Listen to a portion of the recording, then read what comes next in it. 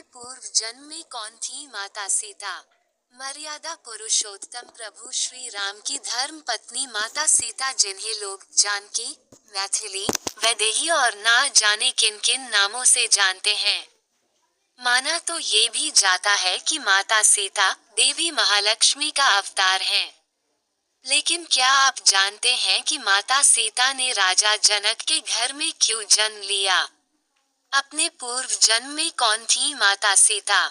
जब जब धर्म की हानि होती है और पाप बढ़ता है, तब तब भगवान धरती पर प्रकट होते हैं। ये संपूर्ण सृष्टि भगवती जगदम्बा की ही माया है। आज से कई वर्ष पूर्व त्रेता युग में एक समय भगवान श्री हरि विष्णु क्षीरसागर में योग निद्रा में लीन थे और देवी लक्ष्मी प्रभु के चरण दबा रही थीं। तब भगवती लक्ष्मी ने श्री हरि के हृदय में विराजमान हो प्रभु से प्रार्थना करी कि मैं पृथ्वी लोक पर कुछ समय के लिए जाना चाहती हूँ, और इस प्रकार श्री हरि की स्वीकृति लेकर देवी लक्ष्मी पृथ्वी लोक के भ्रमण पर चली गई और वहाँ देवी की भेंट देवताओं के गुरु बृहस्पति से हुई।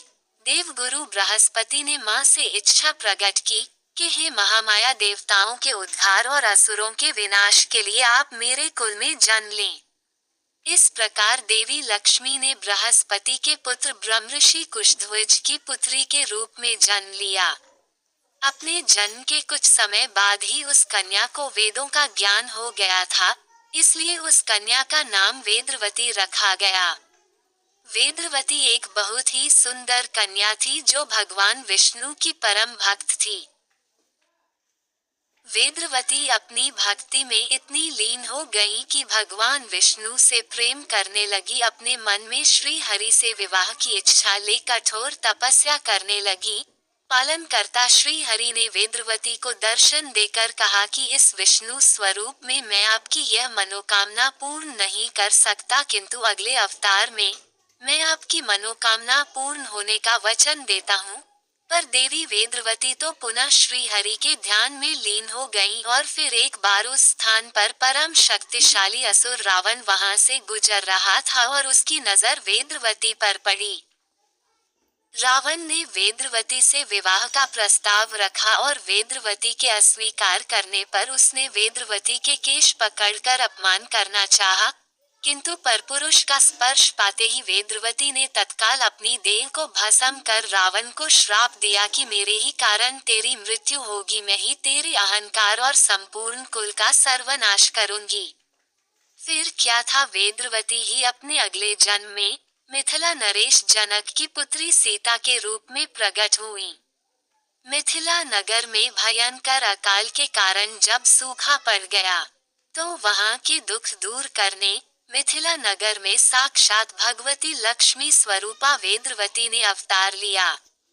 देवी लक्ष्मी धन, वैभव और ऐश्वर्य की देवी हैं, जिनके आगमन से सुखों के भंडार भरते हैं।